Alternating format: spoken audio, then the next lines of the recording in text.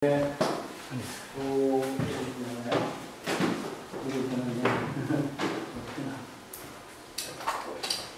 일단 얘기 시작하겠습니다. 오늘 창세기의 난제는 창세기 1장부터 11장 사이 우리가 이해하기 어려운 부분이 있죠.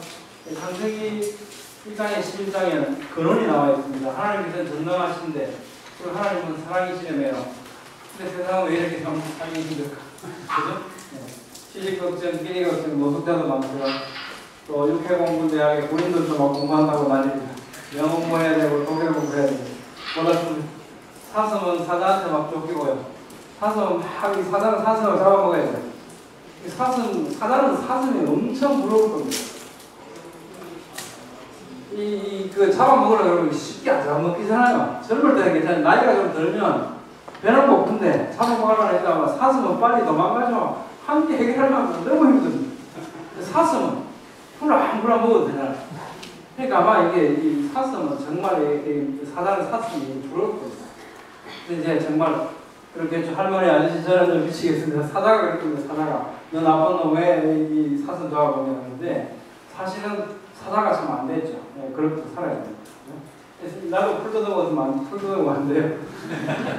이게 왜 이래 됐을까? 세상이 왜 이럴까? 왜 이럴까? 그리고 우리 열심히 공부하고 살다가 어찌 됩니까? 죽잖아요. 죽거든요. 이게 왜 이럴까? 왜 이럴까? 왜 그렇게 세상이 왜 이렇게 됐냐가 창세기 1장부터 11장까지 기록되어 있습니다. 모든 이유가. 근데 이게 지금 우리 상황하고 너무 좀 달라요. 그러니까 이해하기가 쉽지 않아요. 우리 경험, 우리 상식하고 너무 다른 세상 같습니다. 그래서 우리가 난제들을 만나게 되는데 뭐 다 할 수는 없어요. 그 중에 대표적인 난제들을 제가 좀 뽑아서 함께 생각해보자 합니다.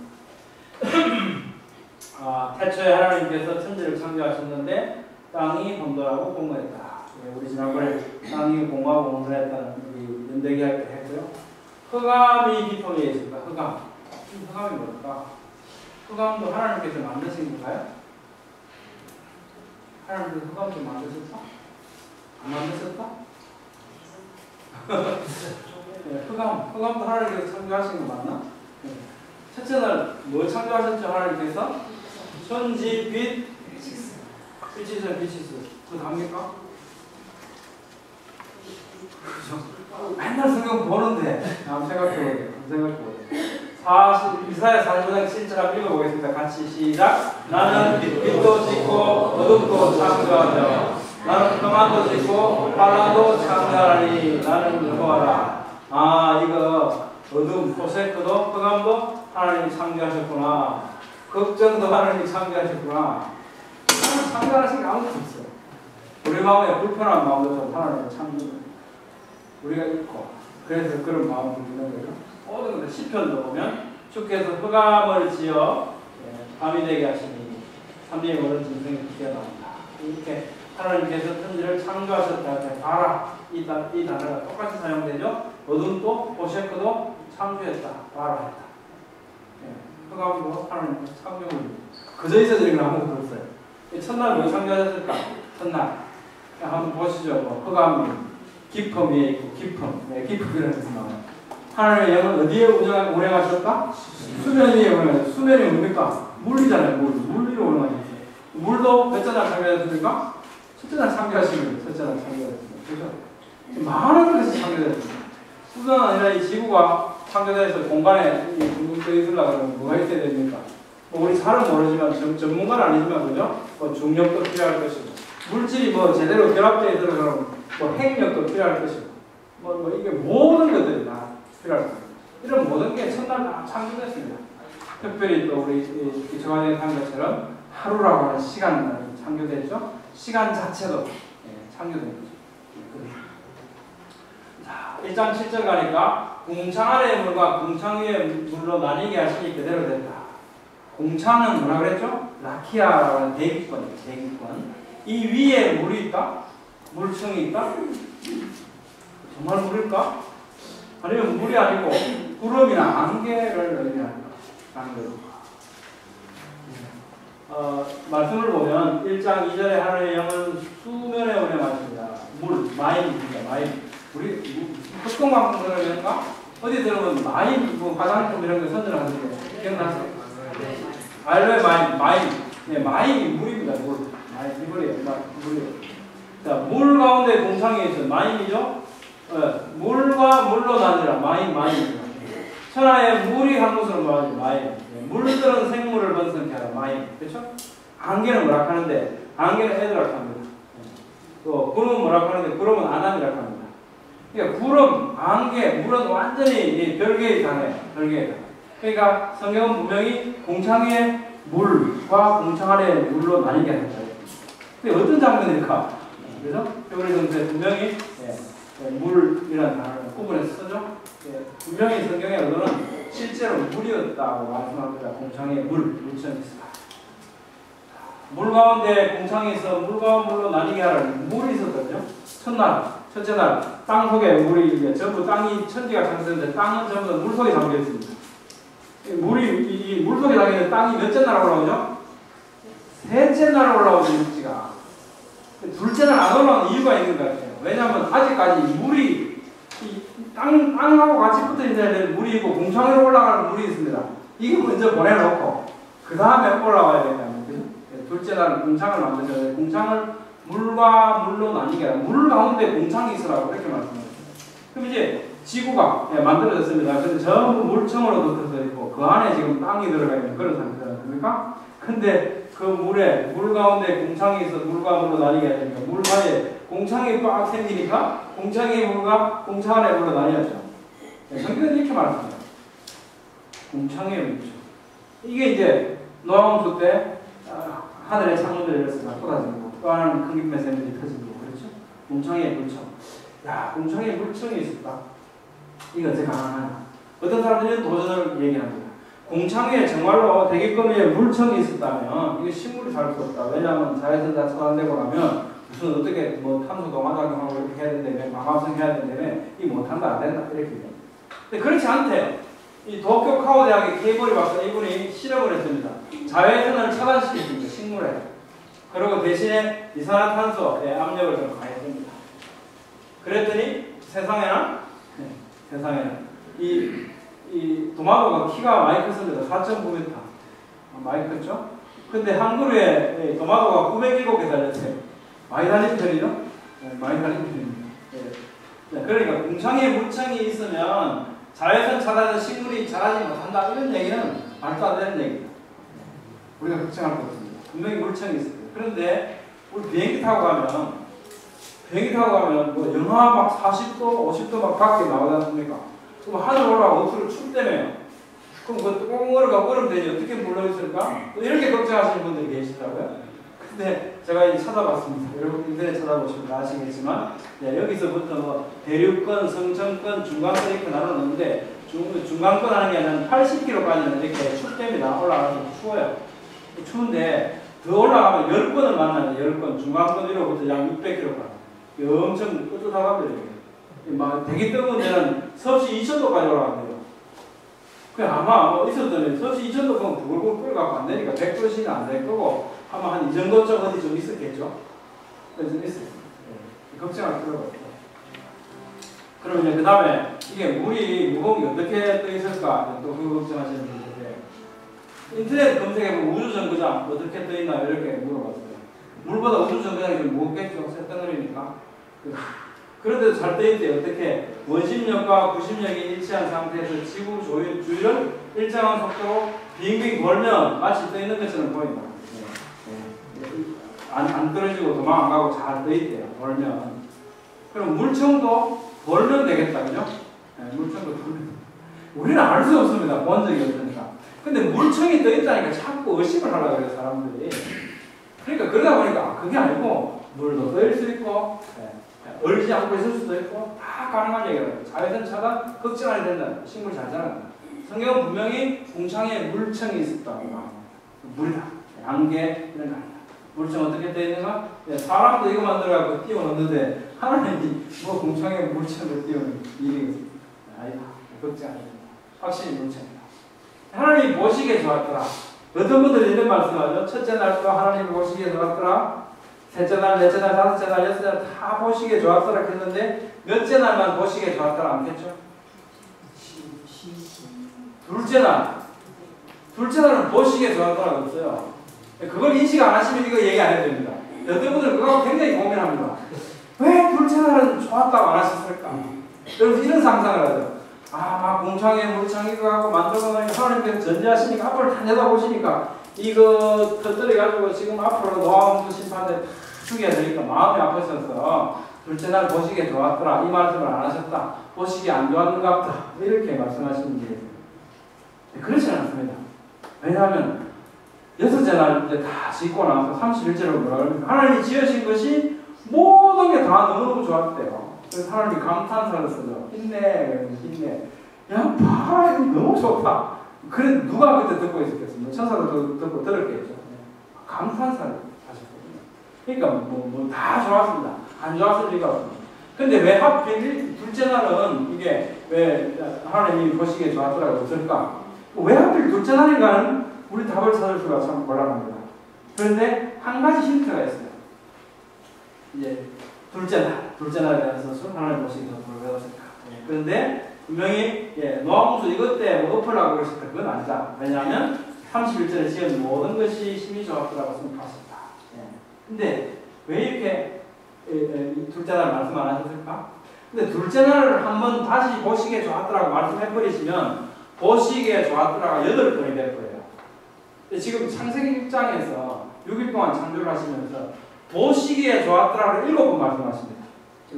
이게 뭘까? 무슨 의미를 가질까? 7의 수신학이 숨어 있어요.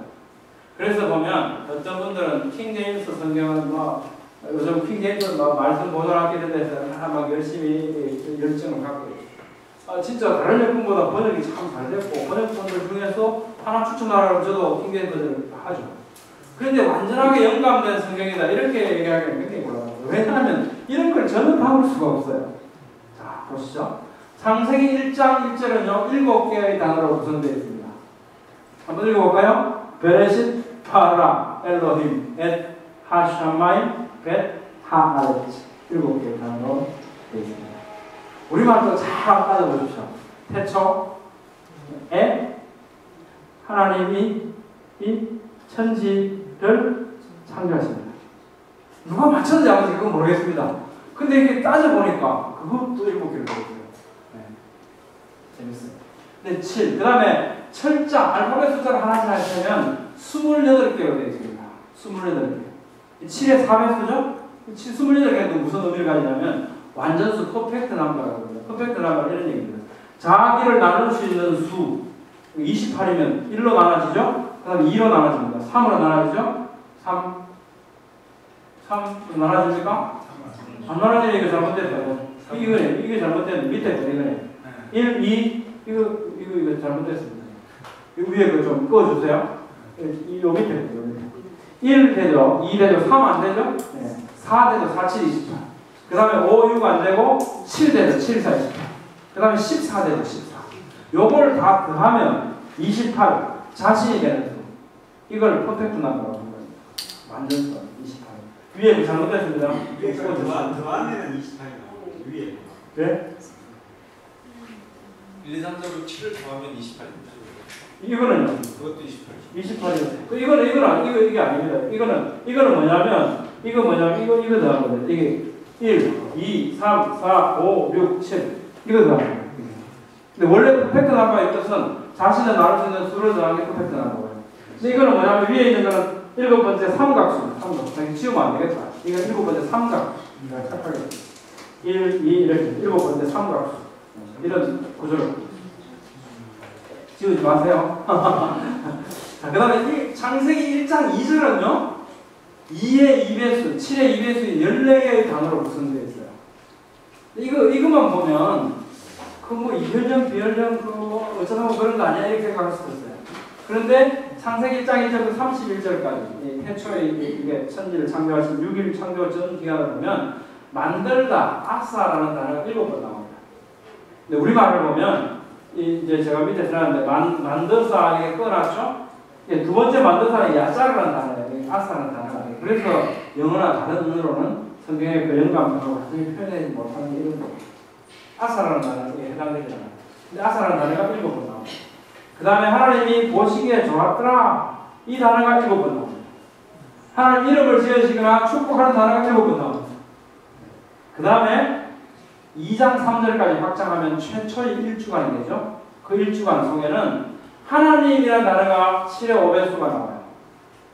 땅이라는 단어가 7의 3배수 나오고 하늘, 공창이라는 단어가 7의 3배수 나옵니다. 그대로 되니라가 7번 나옵니다. 예사롭지 않죠? 이런 어떤 7의 어떤 완전, 그러니까 이런 거예요. 하나님께서 완전하시기 때문에 만드신 세상이 다 완전했고요. 그래서 그 완전하신 세상, 그것을 기술하는, 서술하는 문장도 완전하답니다. 완전한 거예요. 그 완전수를 사용해 전부 다 기록되어 있습니다. 그런데 이걸 하나님 보시기에 들어갔다가 2절, 둘째다 한번 들어오면 8번이 내버립니다, 지금. 우리는 다는 알 수 없어요. 그 외에 햇빛 둘째 날은 알 수 없죠. 그렇지만 한 번 더 들어가면 이런 것이 있습니다. 그래서 어쨌든 7번은 맞춰져 있어요. 둘째 날 중요한 것은 둘째 날 안 좋았기 때문에 좋았더라고 말씀 안 하신 건 아니다. 네, 그런 겁니다. 공창에 별들 두셨느라 이것도 참 이게 질문을 받으면 쉽지 않습니다. 하나님이 두 큰 광명체를 만드사 큰 광명체로 낮을 주관하게 하시고 작은 광명체로 밤을 주관하게 하시며 또 별들을 만드시고 하나님이 그것들을 하늘의 궁창에 두어 땅을 비추게 하십니다. 이게 지금 이제 따지면 이 힘이 들어요. 궁창은 대기권이라고 했지 않습니까? 대기권?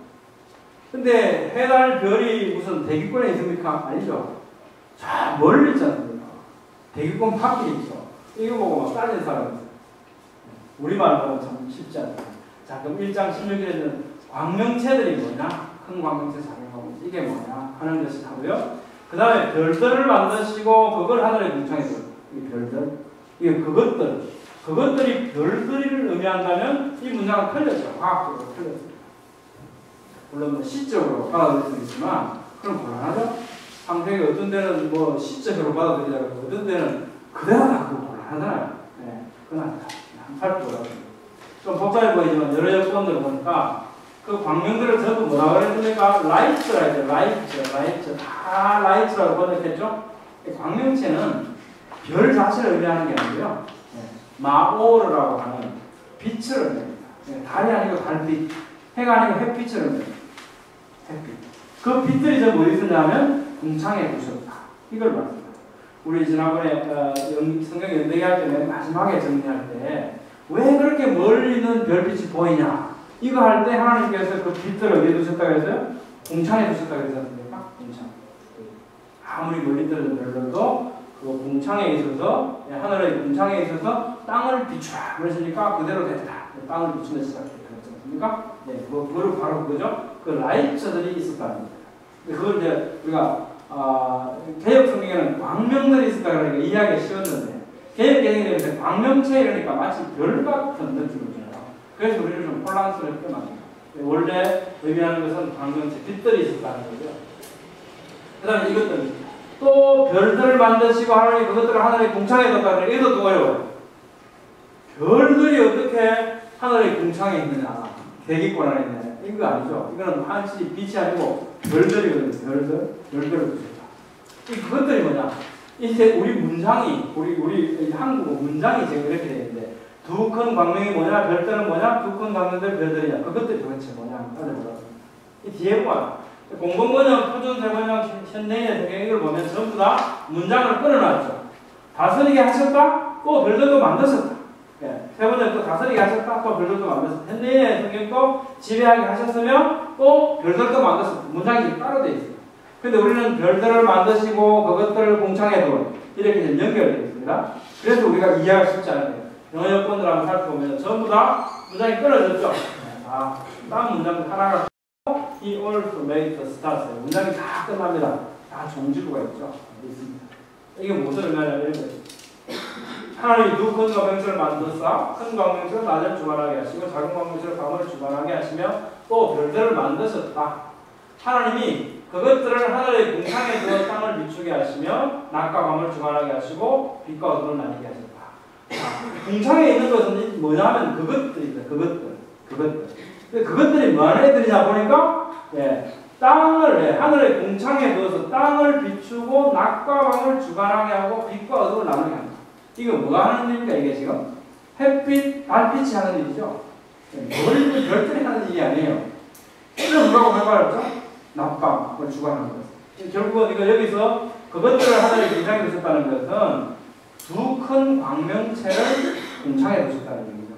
별대로 두셨다는 얘기가 아니고. 그러니까 이 문장은 틀린 게 아니라는 거예요. 하나의 공창에 두신 것은 별대로 두신 것이 아니고 두 큰 광명체를 두신 거예요. 우리 번역상, 한국말로 번역하면서 번역상의 문제입니다. 성경은 과학적으로 전혀 틀리지 않습니다. 물고기 바다짐승에 보면 이렇게 되어 있거든요.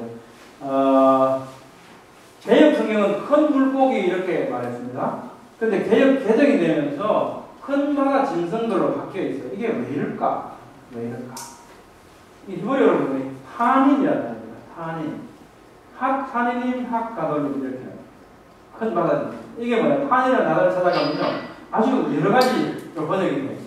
욥기에 보면 내가 바다의 용입니까? 주께서 어찌 나를 이렇게 괴롭히나? 나를 이렇게 이것을 나를 감시하십니까? 나를 이렇게 지킵니까? 그때 용, 한인 같은 단어고요. 또 이사야 51장 보니까 여호와의 팔에 깨소서께서 능력을 베푸소서 옛날에 시대에 계신 같이 하소서 라합을 섬기시며 용을 찌르시니까 어찌 주가 아니십니까? 주님께서 다 처치하시지 않습니까? 용, 이게 또 한인이고요. 에스겔 29장에 보면 내가 너를 대적하노라 너는 자기의 강들 중에 누운 큰 악어라. 악어. 이것도 탄인. 스스로 이러기를 내 이 강은 내 것이라. 내가 나를 위하여 만들었다 하는 거다. 이렇게. 큰 악어. 이거 할 때도 탄인이에요. 탄인. 여러 가지를 번역했죠. 용, 탄인 이렇게 번역했죠. 결국 무슨 얘기냐면 어떤 몬스터예요. 몬스터. 시 몬스터. 바다에 살았던 거대한. 이게 도대체 뭔지 저도 궁금해서 이스라엘 사람한테 물어봤어요. 우리 집에 왔었습니다. 이스라엘 사람들 7년 3월 11일 날 왔어요. 이 사람이 왔다 갔다. 그래서 제가 물어봤어요. 이게 뭐냐? 그 이스라엘 사람들은 이제 히브리어를 성서를 꺼내놓고 물어봐. 이게 뭐냐? 그랬더니 악어 같은 바다 괴물이에요. 악어는 아닌데 악어처럼 막 이게 거대하고 힘이 좋고 사람이 감당 못하고 사람을 막 죽일 수 있는 그런 바다 괴물. 이걸 자기들 하느님이라고 자기들 이해하고 바다 괴물. 그래서 우리 성경이 제일 개정을 하면서 큰 물고기가 큰 바다 짐승으로 바로 번역이 된 거죠. 히브리 성서에 그 단어를 많이 찾아갔어요. 하나님께서 왜 우리라는 걸 말을 가끔 쓰실까? 하나님이 이르시되 우리의 형상을 따라 우리 모양대로 우리가 사람을 만들고 이렇게 얘기해요. 하나님이 왜 복수로 지금 되어 있죠? 하나님은 한 분이시라는데 그죠? 세 분이시다, 삼위일체 하나님이시다. 그래서 그렇다. 그런데 그러면 항상 하나님이 우리라고 얘기합니까? 그게 아니고 가끔 우리가 그렇잖아요. 그죠? 우리 모양을 따라 만들잖아요. 그리고 바벨탑 사건 때 보니까 자 우리가 내려가서 한번 보자 그랬잖아요. 우리가 가끔 나와요. 이게 어떤 때 그럴까? 하나님이라고 하는 단어, 엘로힘이라는 단어는 단어 자체가 원래 복수명사입니다. 복수명사. 남성 복수 일반명사예요. 엘로힘. 하나님은 고유명사가 아닙니다. 그죠? 일반명사입니다. 하나님 일반명사거든요. 그런데 통상 단수 동사를 취해요. 이 단어는 성경에서 항상 통상 특별한 경우를 쓰고 그 이제 엘이라는 단어가 엘로하 이게 강제적 연장형이라서 엘로하의 복수형으로 이렇게 엘로힘으로 되는 이렇게 해서 엘로힘으로 되는 복수명. 이게 하나님 단어 자체가 복수명. people 이거처럼 영어처럼. 그러니까 하나님은 복수예요. 복수.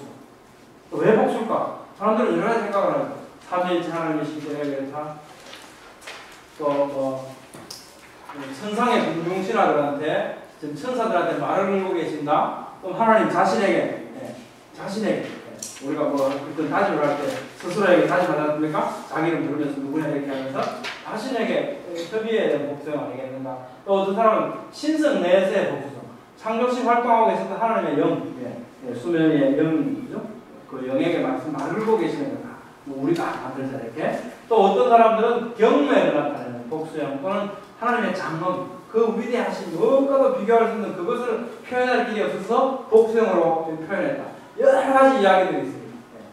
여러 가지. 다 맞을 수도 있겠고, 뭐 비슷한 얘기가 있을 수도 있을 겁니다. 어쨌든 하나님이라는 단어 자체가 복수형인데, 그럼 어떤 때 우리라고 하는 것은 뭐냐면 통상 다 단수 동사를 취한다고 그랬잖아요. 근데 가끔 동사가 복수형을 취할 경우가 있어요.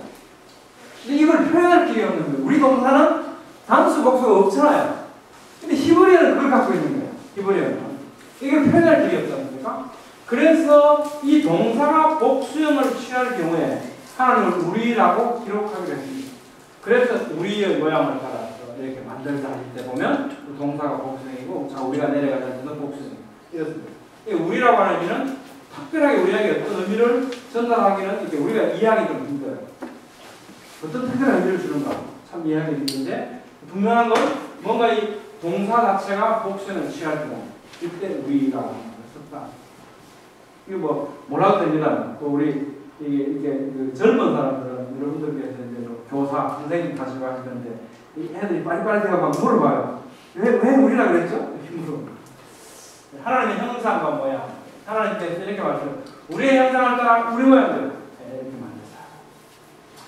우리의 형상하고 우리 모양대로 뭐가 다를까요? 형상하고 모양하고 뭐 다르겠습니까? 같겠습니까? 생각해 보셨습니까? 하나님의 형상, 하나님의 모양 뭐가 다를까? 그래서 어떤 사람들은 뭐 이렇게 나누려고 많이 노력을 하고 합니다. 신학자들도 막 나눠놨어요. 근데 성경 본문이 말하는 걸 보면 좀 다른 것 같아요. 왜 다르냐? 이렇게 해야 돼요. 짤메노 키드모테노 이렇게 기록하고 있는 히브리어를 보면 하나님이 이러시되 우리의 형상을 따라 우리 모양대로 우리가 사람을 만들고 다스리게 하자 하시고, 하나님이 자기 형상 곧 하나님의 모양대로 사람을 창조하시니 이렇게 말씀하지 않고, 자기 형상 곧 하나님의 형상대로 사람을 창조하시니, 모양 어디 가고 없어요. 어디 가고 없어요. 결국은 하나님께서 우리 형상을 따라 우리 모양대로 만들자 그러시고, 결국 어떻게 했습니까? 자신의 형상대로 만들어졌어요. 결국 여기서 우리가 알 수 있는 건 뭐냐면, 이 본문 말씀 26절, 27절 말씀은 형상과 모양을 구분해서 다른 뜻으로 사용하시는 의도가 전혀 없어요. 같은 단어로 사용되었죠. 같은 단어. 그런데 왜 같은 단어로 같은 뜻으로 이런 단어를 사용을 했을까? 같은 단어를 계속 쓰면 재미가 없죠. 근데 이제 반복을 할 경우 어떤 경우입니까? 중요하고 강조하고 싶을 때 반복을 한다. 이게 굉장히 중요한 겁니다. 사람 동물이 아니잖아요. 너무너무 틀린 존재예요. 하나님의 형상대로 지어받았다는 것이 너무나 중요하고 특별한 거죠. 그래서 우리가 하나님의 모양대로, 하나님의 형상대로 창조되었다는 거예요. 그걸 강조하는 거죠. 형상을 따라 모양대로 이렇게 만들자고 형상대로 하시죠. 그러니까 여기서는 분명히 형상과 모양을 구분하려고 하지 않습니다. 같은 의미죠. 자, 그런데, 그러면 결국은 전혀 구분하려는 의도는 없어 보이고, 다만 동일한 의미의 단어를 반복함으로 해서 하나님께서 사람을 하나님의 형상대로 만드셨다는 사실을 강조하고 있습니다.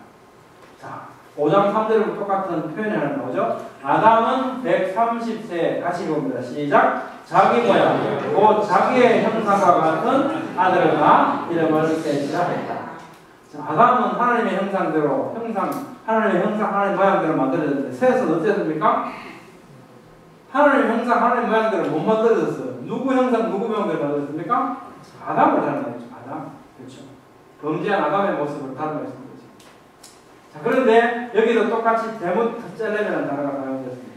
그러면 셋이 아담을 닮았다? 무엇을 닮았는가? 형상은 뭔 의미하는가? 결국은 이게 형상이라는 단어가 속성만을 의미하는가? 외모까지 의미하는가? 지금 이게 주제예요. 제가 여러분들에게 말씀을 던지는 주제가 됩니다. 예, 이게 속성을 의미할까? 외모를 의미할까? 셋은 보니까 성질만 닮은 게 아니고 외모도 닮았어요. 그렇죠? 외모도 닮았어요. 우리가 하나님께서 외모가 있으실까? 우리의 외모도 하나님을 닮았을까? 하나님께서는 회전하는 그림자도 없어진 빛으로, 불로, 폭풍으로, 많은 물소리, 우리의 손이 바라고 나타나시기도 합니다. 그렇지만 때로는 한편 동산을 그리시는 하나님께서 동산을 그리시는 소리를 듣고 자기가 벌거벗었기 때문에 숨었다 그랬습니다. 그렇죠? 숨었다 그러죠. 아담 할머니 할아버지가 아브라함에게 오신 하나님 기억하시죠? 와서 송아지도 드시고 우유도 드시고 다 드시고 왔습니다.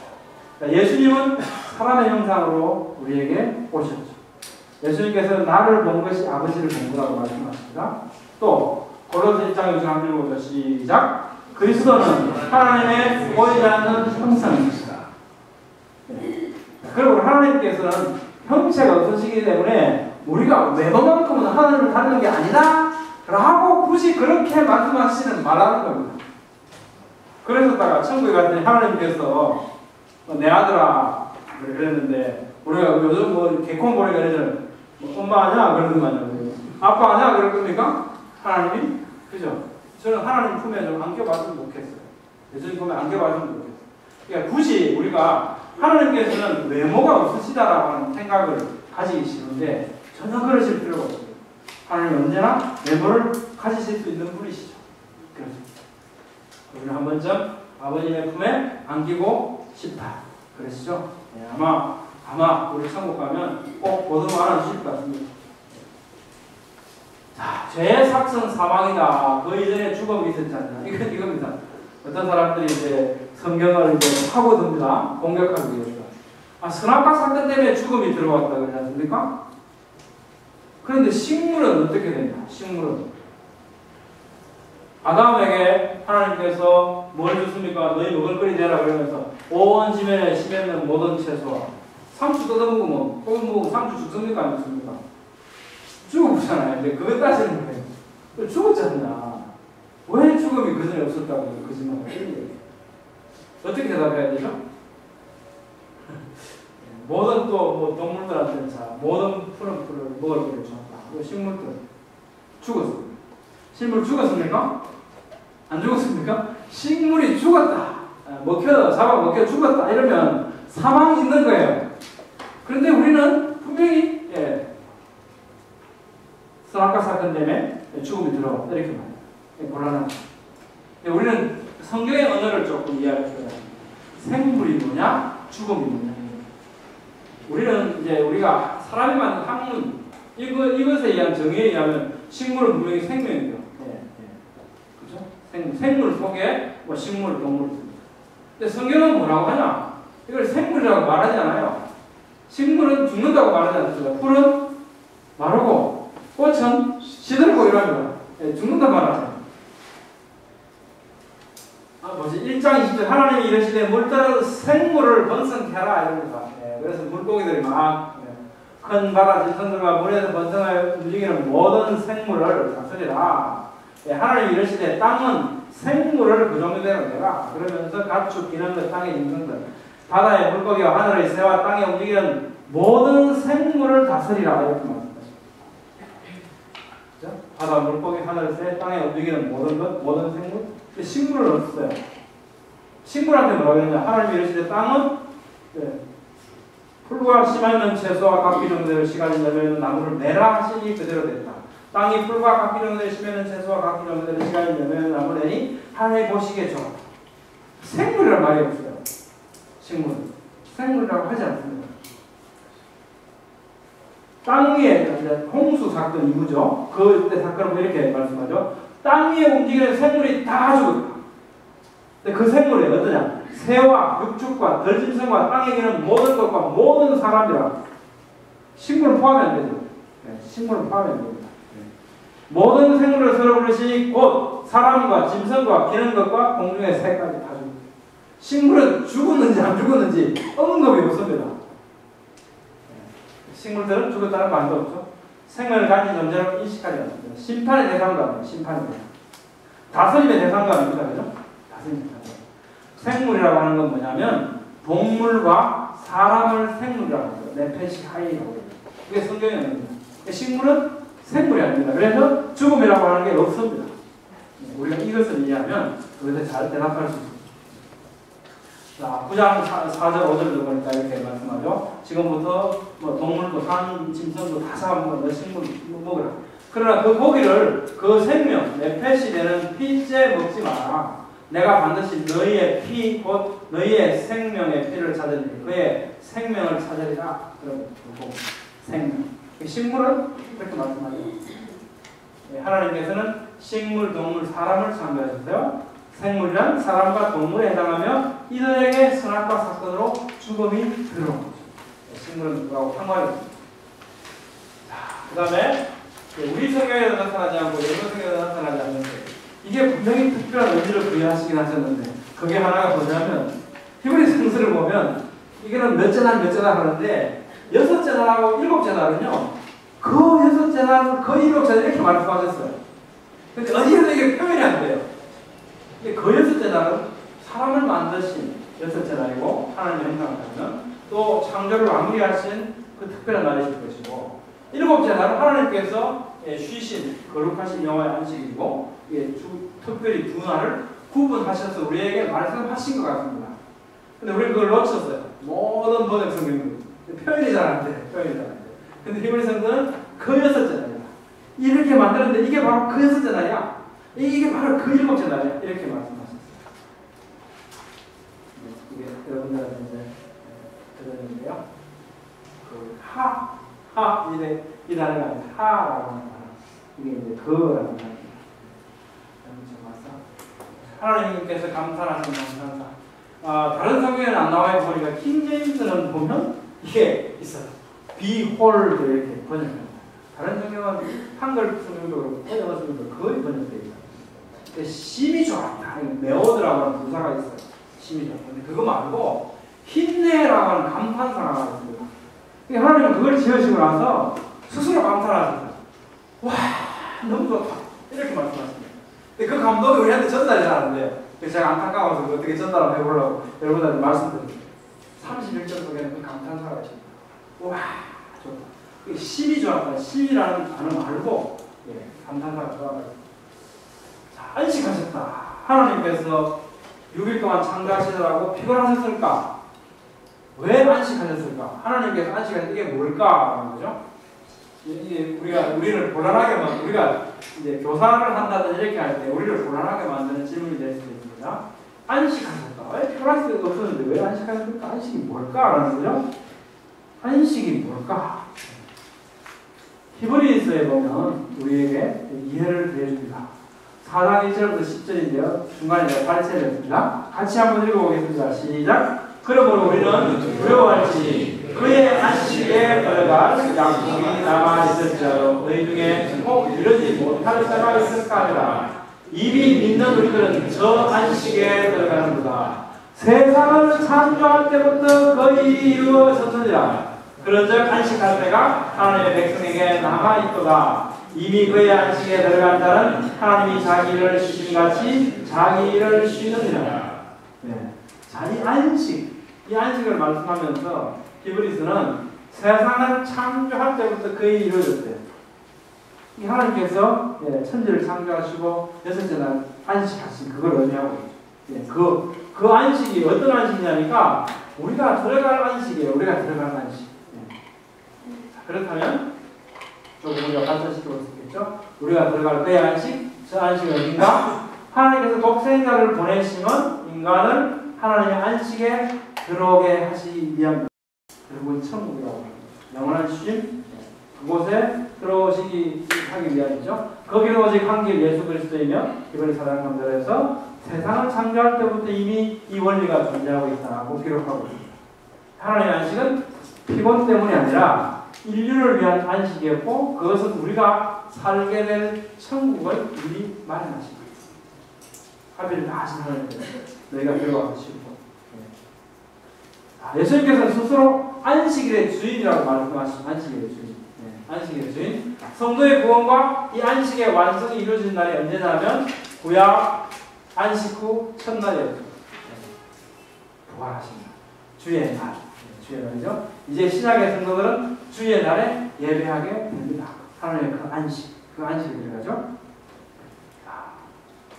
사도행전 27절을 보니까 안식 후 첫날에 우리가 모여서 떡을 때 고린도전서 16장에도 보니까 매주일 첫날에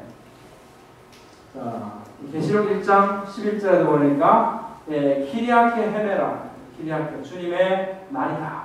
주일 일요일 주일이라고 불렀죠. 주의 날 공동번역으로 주님의 날 주의 날 기록하고 있습니다. 로드 스테이 디다케라고 하는 책이 있습니다. 이거 보면 AD 한 100년 정도, AD 100년경에 시리아 쪽에 있던 시리아 교회 한 교회의 규범서입니다. 그러니까 예수님 계시고 가시고 바로 그 얼마 안 있었다. 1세기 폐지락이 됩니다. 그때 그 교회들이 가지고 있던 규범서들을 보면 이런 표현들이 나와요. 예. 주님의 주일마다 여러분은 모여서 빵을 나누고 감사드리시고. 왜 이 말씀을 드리냐면 우리 이런 질문을 받죠. 왜 우리는 안식일 날 분명히 하나님께서 안식일을 지키는데 안식일날 토요일이라며요.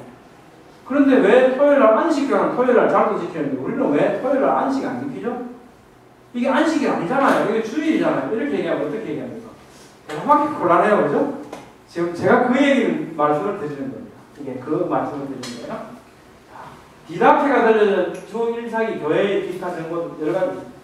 자, 항상 그러니까 아까 우리 사도행전부터 고린도전서 이렇게 계시록 보니까 어땠습니까? 사람들이 언제 모이기 시작했습니까? 주의 날에 모이기 시작했습니다. 이 안식, 구약의 그림자 같은 이 안식일이 완성된 것이 누구 때문에요? 예수님으로 인해서 이 안식이 완성된 거죠. 그 안식일의 주인이 누굽니까? 예수님이라는 예수님. 예수님께서 그 안식을 완성하신 날이 언제? 부활을 통해서. 이게 완성된 거죠. 그래서 사람들은, 신약의 사람들은, 바로 신약의 성도들은 주의 날, 그날을 안식일로 지키기 시작합니다. 그게 그렇게 해서 우리에게 안식이 된 거예요. 이제 안식일에서 그걸 부인하죠. 그래서 계속 안식이라. 언제 하나님께서 바꿔줬냐 이런 얘기하죠. 근데 우리에게는 아까 뭐 사도행전, 고린도전서, 계시록에서 보시는 것과 같이 주의 날에 모여서 예배했다는 것이 기록되어 있습니다. 그게 바로 그리스도인들의 전통이죠. 그리고 디다케라고 하는 AD 1세기죠. 이 교회 규범서에 보면 주님의 주일마다 모여서 빵을 나누고 감사드리시오. 예배하라는 말씀이죠. 또 디다케 여러 가지 재미있는 얘기가 또 나와요. 이것도 이제 혹시 침례교 성도님들은 여기는 안 계시겠죠? 혹시 계시죠? 저는 요즘도 침례교 가서 신학 공부를 하고 있습니다. 거기 나름대로 좋은 점이 또 있어요. 침례교가 왜 침례교죠? 세례는 그렇게 받으면 안 된다. 물에 잠겼다 나와야 된다. 이거죠. 그래서 베프티스트 처치 아닙니까? 침례. 우리는 그러면 너 오늘 교회는 왜 그러는데 왜 물에 안 들어가? 무슨 근거에서 얘기하면 뭐라고 그럴 겁니까? 이 말하기가 좀 곤란해, 그죠? 우리 학생 중에 한 명이 지 친구가 침례교회 다니는데 데리고 왔어요. 선생님, 우리는 왜 침례하려고 세례 이렇게 하면 뭐라 그럴까? 곤란하죠? 이게 교회 전통대로 나와 있어요. 보면. 이게 성경은 아니지만 그 당시 그 교회에서 했던 규범들을 보면 가능하면 아버지와 아들과 성령의 이름으로 살아있는 물로 세례를 주십시오. 그러는 강물이지 않습니까? 고인물 가고 하십시오. 가능하면. 만일 살아있는 물이 없으면 다른 물로 세례를 주세요. 그 중에서도 가능하면 찬물로 하세요. 찬물 없으면 할 수 없이 더운 물로 하세요. 중동지방에 막 뜨겁잖아요. 둘 다 없으면 아버지와 아들과 성령의 이름으로 머리에 3번 부으세요. 이렇게 돼 있죠. 그렇게 해서 간소하게 하고 이게 형식이 중요한 게 아니라 정신이 중요하다. 이러면서 이렇게 변경되어 온 거예요. 그러니까 우리는 뭐 성경에서 딱히 사는 건 없지만 이런 신약의 교회의 전통들을 갖고 있습니다. 우리도 할 말 있다. 할 말 있다. 침례 받는 거 오케이. 그거 침례해라. 그거 나쁘다는 얘기 왜 안 한다. 우리도 할 말 있다. 그래서 보면 재밌는 얘기가 있어요. 세례 전에 부세자, 세례를 주는 사람과 수세례를 받는 사람은 미리 단식하시오. 그리고 다른 일도 할 수 있으면 미리 단식하시오. 같이 금식을 해주라고 합니다. 그분을 위해 세례를 위해서 수세자에게 하루 날 이틀 전에 단식하라고 명하시오. 이런 교훈들, 재미있는 교훈들이 있어요. 그러면서 이런 것도 있습니다. 여러분의 단식은 위선자들과 함께 하지 마십시오. 이들은 주간 둘째 날 월요일하고 다섯째 날 목요일에 단식하니까 여러분들 그날 하지 말고 주간 넷째 날 수요일하고 준비일 금요일에 하세요. 이렇게. 우리 수요일날 예배드리고 금요일날 금요 철학기도 하죠. 이게 어디서 왔을까? 모르겠어요. 그런데 또 재미있는 표현들이 있습니다. 이게 1세기 저의 기본 성경. 이거 깨졌거든요. 괜찮습니다. 원래 뒤에 있는 건 아무것도 하는 게 없어요. 하나님의 존함입니다. 하나님의 존함을 아십니까? 우리 아버지의 존함을? 아시죠? 이게 여호와일까? 여호와라는 발음은 아닌 것 같아요. 지금부터 살펴봅니다. 원래 모습은 이 모습이었어요. 원래 모습은 이 모습. 히브리어는 원래 모음이 없었습니다. 온누리 교회 하면 이연, 니연, 니연, 리연. 기억, 희연 이렇게 돼요. 그럼 아무도 못 읽죠? 근데 이 사람들은 늘 온누리 교회를 읽어왔어요. 이거 보면 알아요. 보면 알아. 늘 그렇게 얘기해요. 근데 이 사람들이 이제 잘 아시다시피 그 로마 앞지하에 들어갔죠. 그래서 나라 깨져가지고 비아소파라고 다 들어가지고 2000년 만에 1945년도에 우리나라 독립할 때 그때 다시 이슬람의 나라가 생겼어요. 2000년 동안 나라가 없어요. 전부 사람들이 곳곳에 흩어져 사는 겁니다. 이제 한 500년쯤 지나니까 이제 AD 500년쯤 되니까 이 유대인들이 걱정이 되기 시작합니다. 야, 우리 글이 지금 모험이 없는데 자음만 있는데 이게 뭐야? 우리가 늘 온누리 교회를 이연에게 온누리 교회 읽었는데 이게 세월이 흘러서 얘네들이 모험만 없고 자음만 있으니까 어떻게 읽을까? 걱정이 되는 것 같아요. 이거. 못 읽으면 어떡하지? 걱정되잖아요. 그래서 야, 안 되겠다. 모험을 만들자. 그래서 AD 500년경부터 모험을 만들기 시작해서 AD 1000년까지 근 500년 동안 모험 우리 발음을 어떻게 표시할까? 이걸 어떻게 표시할까? 이렇게 표시할까? 점을 찍을까? 막 의논을 해서 모험을 만들어서 붙였어요. 그걸 마소라 텍스트라고 얘기합니다. 마소라 텍스트. 근데 원래 발음은 이랬죠. 그런데 다른 발음은 다 알겠는데 미연, 온누리가 알겠는데 저 발음은 모르겠어요. 왜 모릅니까? 하나님의 전함은 거룩하기 때문에 절대로 부르면 안 된다고 했죠. 아무도 안 부르는 거예요. 아무도 저거만 나왔다 그러면 아도나이라고 읽어요. 아도나이. 예호바, 저렇게 그대로 지금 붙인 거 예호바가 되는데 예호바가 아니라는 지금 이제 찾아갈 겁니다. 저 발음을 아무도 못 읽는 거예요. 그러니까 저 발음이 어떻게 아무도 모릅니다.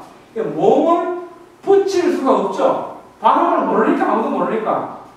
그래서 우리가 어떻게 읽어왔냐면 아도나이라고 나의 주님이라고 우리의 주님이라고 우리 생명의 주님 만유의 주님이시다.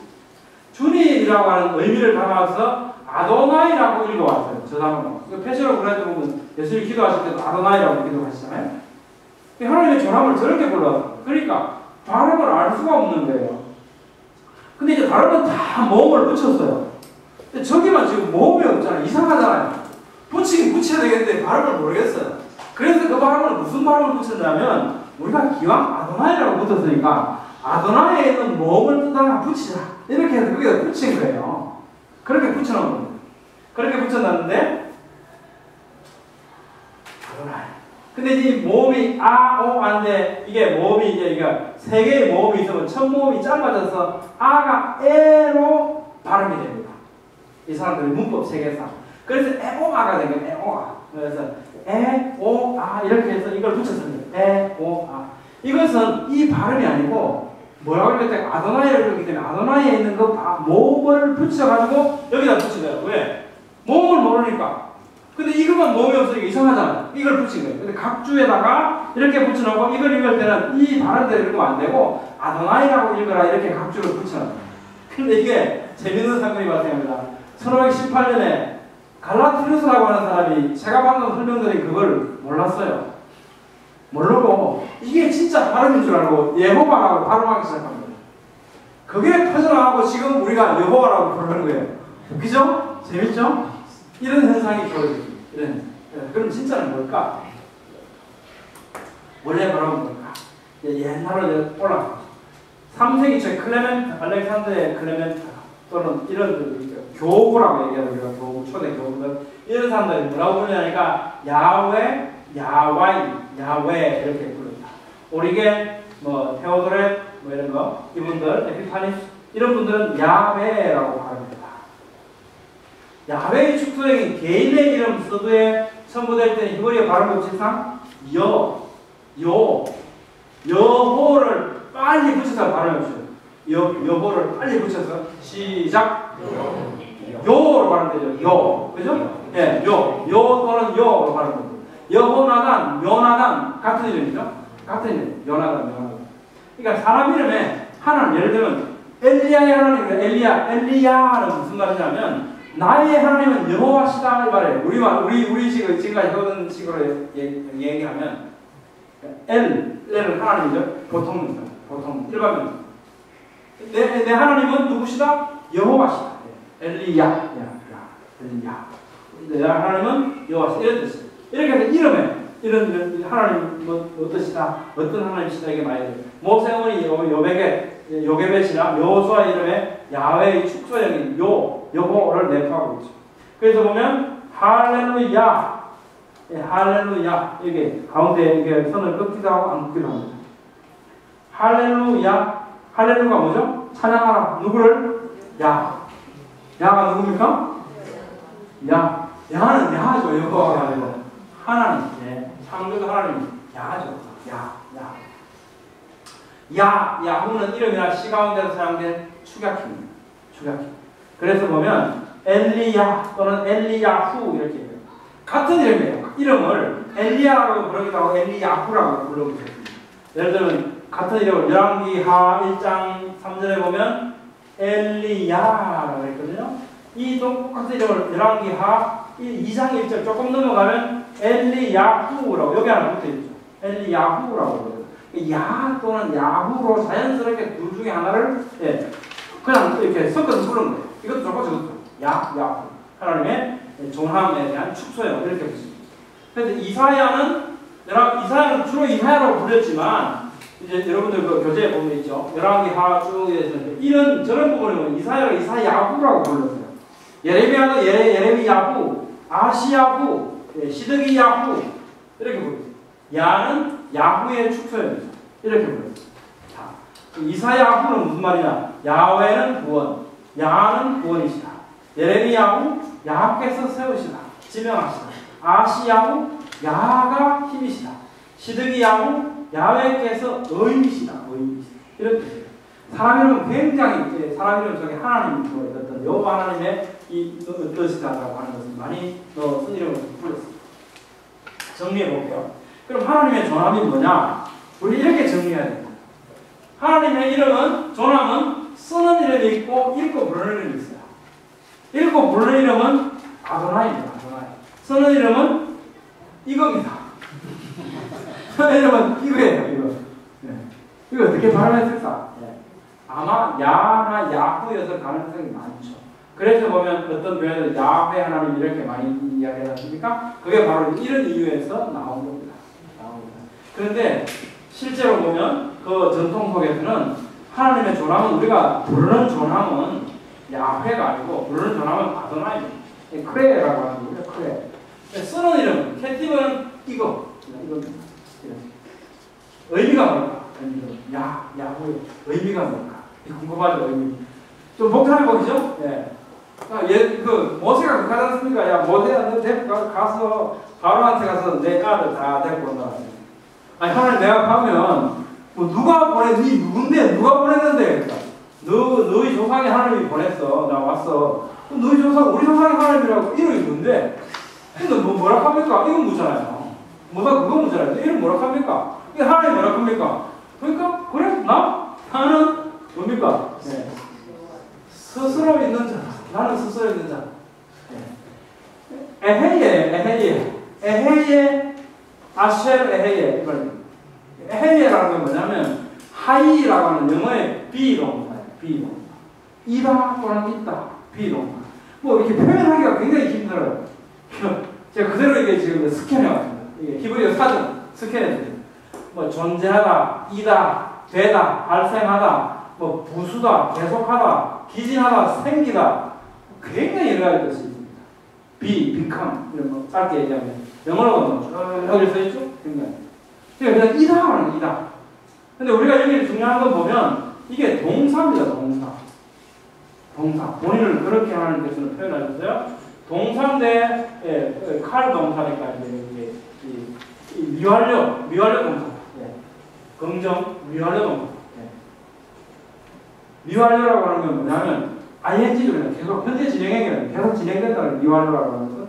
그럼 하나님께서 이다 존재하신다 이다라고 했을 때 존재하실 때 우리가 모든 만물을 어떻습니까? 한시적으로 존재하죠. 근데 하나님은 어떻게 존재하시냐면 미완료다 미완료 계속 존재하시는 거예요. 언제부터 존재하실지도 몰라. 언제까지 존재하실지도 몰라요. 완료되지 않는 미완료 상태의 이다라는 거예요. 하나님의 스스로 그렇게 표현하셨어요. 우리가 이해하기가 힘들죠? 힘들죠? 어쨌든 하나님께서는 저렇게 나는 그래서 그걸 우리말로 나는 스스로 있는 자 이렇게 번역했습니다. 이 번역은 제대로 사전사를 되기가 참 쉽지 않죠.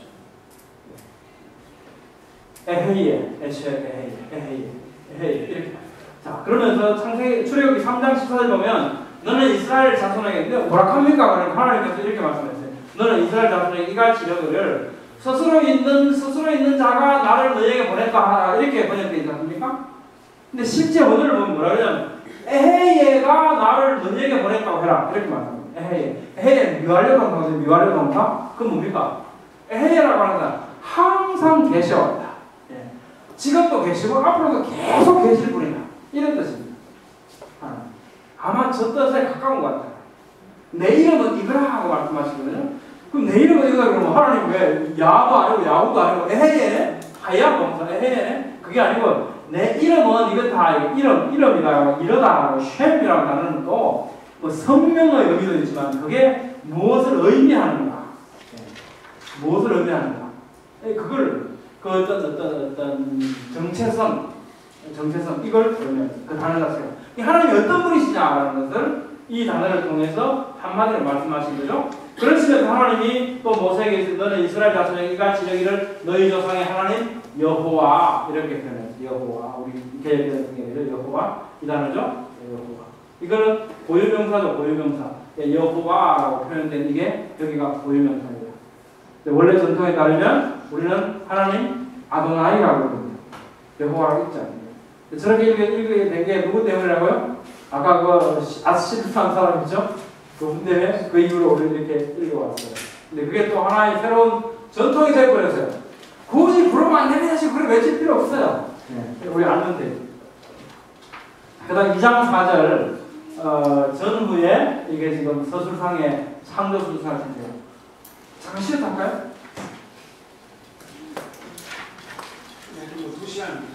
그래, 2시간이니까 잠깐 쉬었다.